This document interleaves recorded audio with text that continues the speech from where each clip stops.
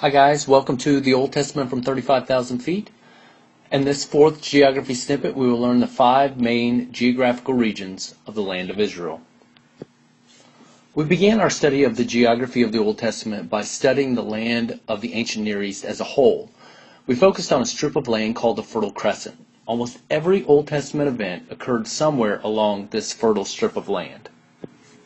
We then turned our attention to one area along the Fertile Crescent that came to be known as Israel. We pointed out how this area was a geographic land bridge between the major continents of Africa, Europe, and Asia. As a result, it was extremely important for the trade and defense of the region. Last time we focused specifically on learning the geography of Israel. We first learned that there was no major river in the land of Israel. The people had to depend upon the seasonal rains for nourishment. The amount of rainfall varied based upon elevation and location. This session we will continue to focus on the geography of the land of Israel. Specifically, we will learn the 5 north-south geographic regions of Israel. Starting with the area furthest to the west, the first north-south region is the coastal plain region next to the Mediterranean Sea. Moving from the coastal plains inland, the next region is an area of low rolling hills called the Shephelah, or lowlands. Technically speaking, the Shephelah is limited to an area in the south, but we are using the description as more of a general term describing the foothills as a whole. The elevation rises as one travels east from the Shephelah and into the next region, the hills of Cisjordan, or the hills on this side of the Jordan. After the hills of Cisjordan, the elevation then dips down into a valley. At the bottom of this valley, the Jordan River flows from the Sea of Galilee in the north all the way down until the Dead Sea in the south. The valley then continues on from the Dead Sea on south into the Red Sea. This region is called the Jordan Rift Valley. Finally, the elevation rises again as one moves east out of the Jordan Rift Valley into the last region, the hills of Transjordan. Now imagine that we took the map we were just studying and turned it on its side. We can now see the cross-section of the land, and this cross-section gives us a better feel for the different elevation levels. It starts with the coastal plains in the west, with an elevation about the same as that of the Mediterranean Sea. As you move east, the elevation rises slightly, moving through the Shephelah, and then rises drastically as you move into the hills of the Cisjordan, and then the elevation dips ever so slightly through the Jordan Rift Valley, and then rises again through the hills of Transjordan. Having a general knowledge of these 5 geographical regions of the land of Israel can help one to better understand several passages in the Bible. This is especially true in the Old Testament book, the Song of Solomon. The Song of Solomon is a book that describes a love relationship between a man and a woman. The writer often uses geographical images from the land of Israel to describe this love between the 2 main characters. The following examples will illustrate how understanding the general characteristics of the 5 north-south geographical regions can help one to better understand the Song of Solomon. Let's begin with some examples from the coastal plains. In Song of Solomon 2:1, the woman describes herself as, quote, the rose of Sharon, or a lily of the valleys. The plain of Sharon was a well-known area along the coastal plain.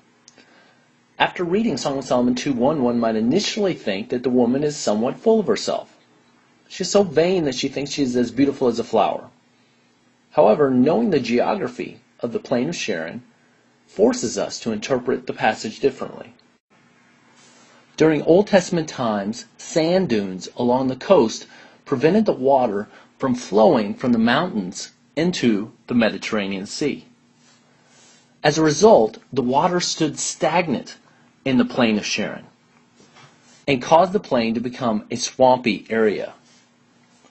Because the plain of Sharon was a swamp in Old Testament times, it was covered with water lilies.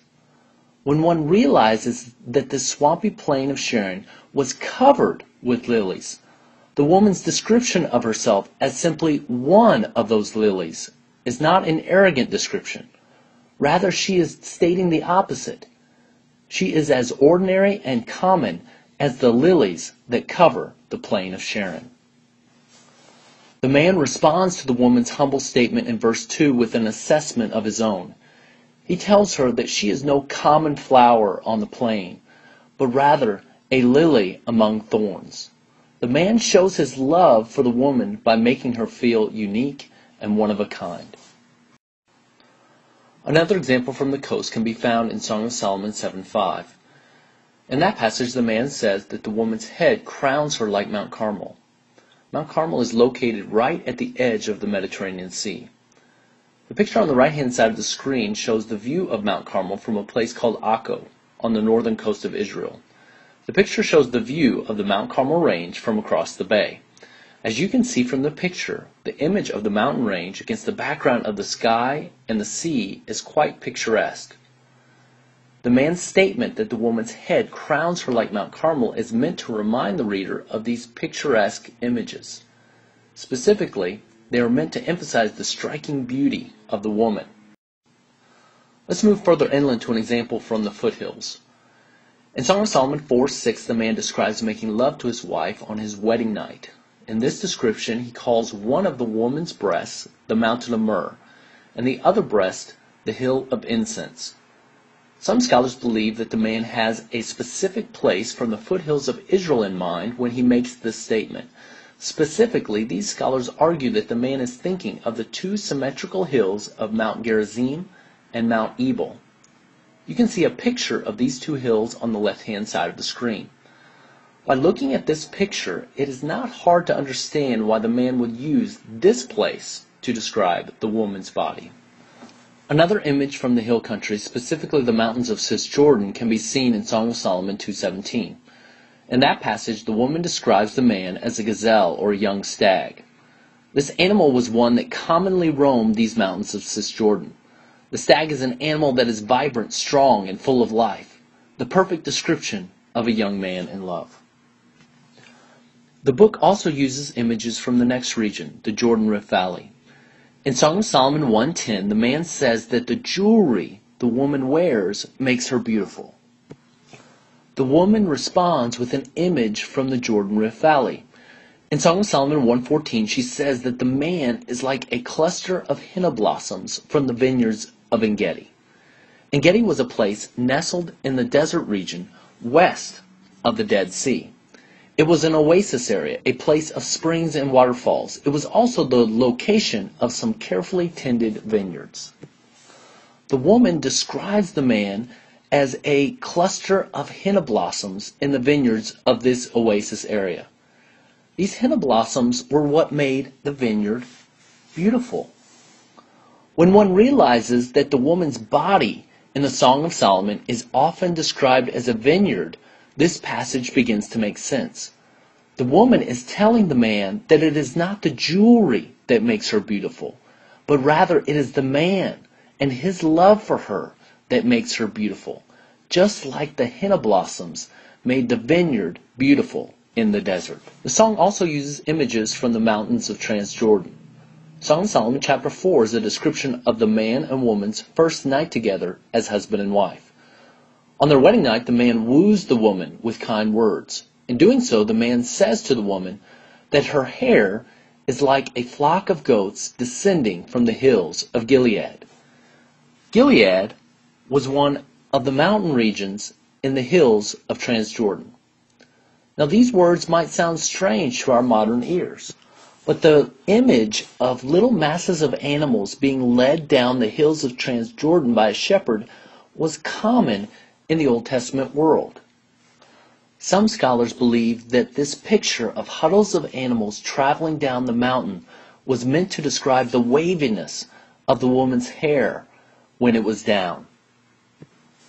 The descriptions here might sound strange or even comical, but for the audience that knew and loved the land and its ways, it would have evoked deep sentiments and therefore would have told them something about the love between this man and this woman.